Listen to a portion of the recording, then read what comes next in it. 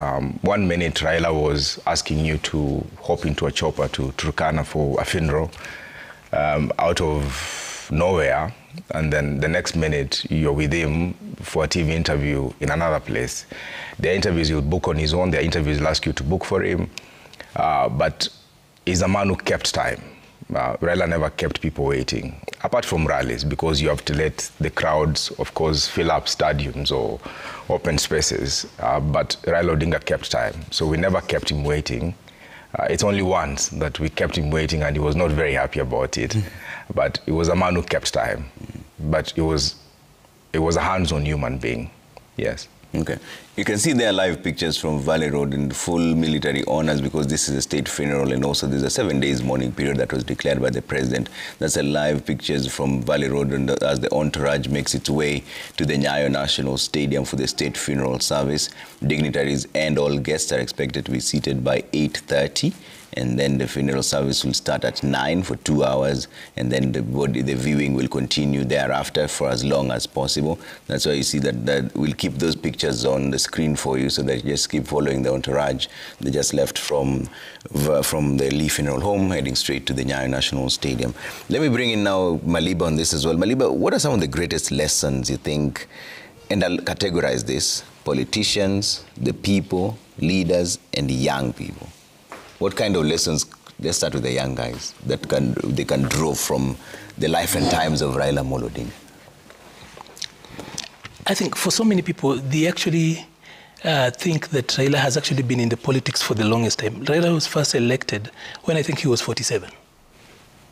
There's the role he played from, of course, what is written in the, what I would call the footnotes of history at that particular point, from 1980 to coming all the way to about when we are going to the Mlolonga. At that particular time, there's too much silence because, of course, he's in and out of detention. So properly, Raila goes to parliament when he's I think 47, in 1992. So for so many people, including people who've been in politics out there, you will actually realize that it's not late to make change. When people speak about actually people having started early, he started early, but the first time he gets into politics, he's actually 47. Today, if you spoke about somebody who's 47, it looks like, I think that's the age when Barack Obama became senator or president, if I'm not so wrong, that particular point. So allow me to look at it from this way. Number one, Raila was a champion of young people. It is during Raila's time when he got into the executive space that we started having these free things. Like, for example, I've just told you about how we, at that particular point, were able to get the National Youth Council, which somehow subsequent regimes have ensured that after our election, it's become difficult for there being any other sitting council. The government has made excuses over time, but Raila did not find it difficult for us to actually get to the National Youth Council. At a point when it looked like it was, there had been Yes Youth Can. At that particular point, it was, quote unquote, funded by the West to destabilize the government.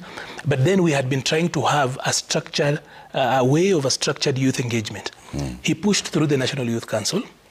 And I know that because I was on the front line on the other side to push and ensure that young people have got a platform. And many times I actually ended up in a meeting. Like I've told you, my first engagement with him one-on-one was I had organized a demo that went to his office and blocked him, and people like Yogo and the others were not so happy, but eventually they worked around us and ensured that we will work on that. Secondly, he pushed through issues. That's why he brought in somebody like Jane Moringi, a youth advisor. And Jane will really tell you about the many long nights and strategies that Baba really pushed to ensure that young people have got a place. And he was never afraid of young people actually coming into spaces. I am now old enough to know that politicians can actually be very insecure with young people. Baba will always open the door for young people. So when you speak about the first national youth policy, it was under his desk, by the way. At that particular point, I think he brought in Paulo Tuoma, now the governor for Busia, to shepherd that.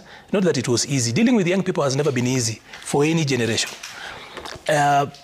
He always opened the door. He always allowed the youthfulness for young people to actually go out and do things differently. And that is why you realize that he has always been the youth candidate. Raila has always been the youth candidate. Of course, youth in and of itself is not a vote block, but a lot of times young people in this country over time, and I'm talking about millennials, and even those who came ahead of us, slightly ahead of us. I'm talking about the older generation like Kina Cyprian Nyamwamu, Simba Arati and the others. And then now we, the rest of us who are the proper millennials. And even for Gen Zs, there's so much really aligned with his way of thinking.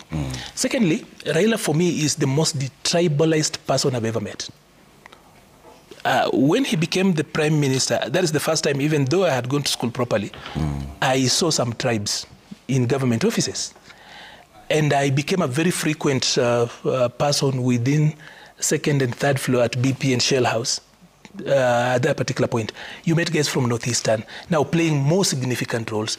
You met people coming from different places. And there are so many people who, if it were not for Raila, this country would not know them, for example. Today you have got a government spokesperson. The first time I saw Maura, it was at the Prime Minister's office. And so many other people I see today.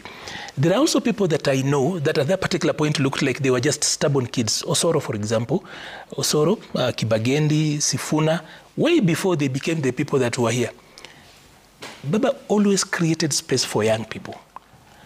And for divergence opinion, I know, and I think some of those people really need, well, once we've mourned and we've relaxed, you will need to find people like Kyogo, for example, people like Jane Moringi, and quite a number of those people that were dealing with Baba at that particular point, and just see how it will work around. So the lessons from Baba is, number one, resilience. Yeah.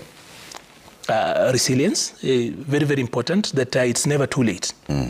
He will always tell you, bado kuna risasi moja, and we can always do things. You can, as in, for him, resilience was his standard. I think that is why he was even an Arsenal fan. What are you trying to say about us? Then, of course, the belief in systems. Yeah. Baba loved to have systems that work. Somehow, as much as he would try to smuggle some of us into spaces of influence and stuff, like, for example, in 2017, I insisted that I would run, and still worked at the strategy office.